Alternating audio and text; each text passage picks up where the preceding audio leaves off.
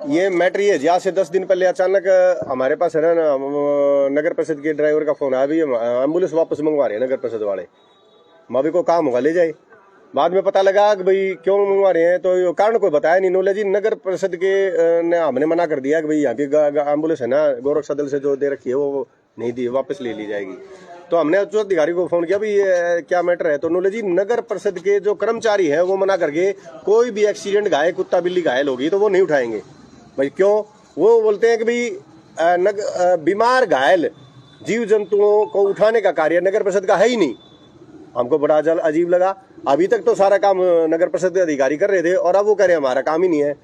तो आज हम घनश्याम जी के आवास पे आए हैं कि भी अगर भिवानी शहर के अंदर केस प्रॉपर्टी जो बीमार जीव जंतु हैं, ये केस प्रॉपर्टी किसकी है जो बेसहारा रोड पे है? आप जाहिर सी बात है, आप सब कहेंगे राज्य सरकार की है, भारत सरकार की है। तो जब केस प्रॉपर्टी सरकार भारत सरकार की है, तो अगर वो घायल हो जाता है, कोई बीमार हो जाता है, उसको उचित व्यवस्था, छत और उसको उचित चिकित्सा सुविधा मिले, वो जिम्मेदारी किसकी बनती है? हम ये पूछने आए हैं। अच्छा, एक बात हम इनसे ये भी पूछने आए हैं कि आवारा नंदियों को पकड़ने का ठेका किसके द्वारा दी जाता है? सब बोलेंगे नगर परिषद के द्वारा।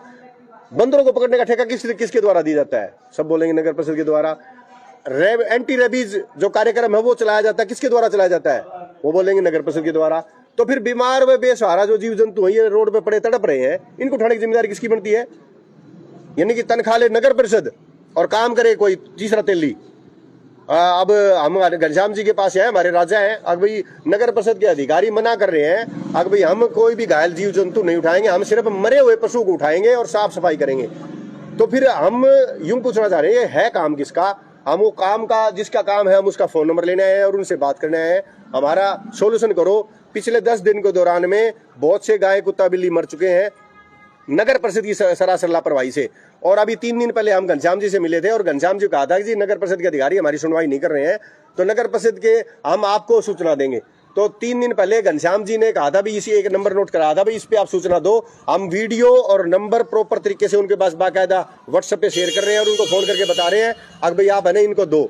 और हैरत की बात है कि घनश्याम जी के कहने के बावजूद भी पिछले 3 दिनों से हमारे पास ऑन द रिकॉर्ड सारे रिकॉर्ड है, एक भी केस पर नगर परिषद के अधिकारियों ने अपने कर्मचारियों को नहीं भेजा है। और अभी भी एक देवनगर के अंदर एक बछड़ा तड़प रहा है, कुत्ते तड़प रहे हैं, कई मर चुके हैं, कोई सुनवाई नहीं है। ये सरासर सुप्रीम कोर्ट के आदेशों की अवहेलना है। सेक्शन 3 के अंदर सेक्शन 3 आप अगर देखेंगे सुप्रीम कोर्ट के आदेश है, उसके अंदर इन पशुओं को रख रखाव की जिम्मेदारी की तय की गई है और नगर परिषद की अधिकारी कह रहे हैं हमारी जिम्मेदारी नहीं है। तो आज हम वो जिम्मेदारी पूछने आए, किसकी जिम्मेदारी? मांग नहीं मानी चली तो धरना निश्चित कर लेंगे। ऐसा जी, आज से हम हमारे 10 गौ सेवक रोजाना कर्मी कंसर्न पे बैठेंगे घनश्याम जी कोठी पे। देखिए माननीय विधायक हमारी बहुत मदद करते हैं, और लेकिन दुख की बात है कि उनकी फोन की भी सुनवाई नहीं हो रही। जब उनकी फोन की सुनवाई नहीं हो तो हमारी कौन सुनवाई करेगा? तो आज हम कर्मी कंसर्न पे बैठे हैं घनश्याम जी कोठी पे और प्रशासन को चेतावनी देना चाहते हैं कि अगर हमारी जल्दी सुनवाई नहीं हुई तो ये कर्मी कंसर्न जल्दी ही आमरण अनशन में बदल जाएगा। और अब आंदोलन से हम किसी भी प्रकार से पीछे नहीं हटेंगे। अब इन बेजुबान जीवों के लिए लड़ाई लड़ी है गोरखा दल ने और पूरी लड़ाई लड़ेंगे। नगर परिषद चेयरपर्सन से बात हुई है, ईओ से बात हुई है? नगर परिषद चेयरमैन और कोई भी फोन नहीं उठा रहा है, ना चेयरमैन उठा रहे हैं, ना फिर ना ईओ साहब उठा रहे हैं, कोई भी फोन उठाने को राजी नहीं है। जब घनश्याम जी के फोन नहीं उठा रहे हैं, उनकी कोई बात नहीं कर रहे हैं, तो हमारी क्या हैसियत है जी? नहीं।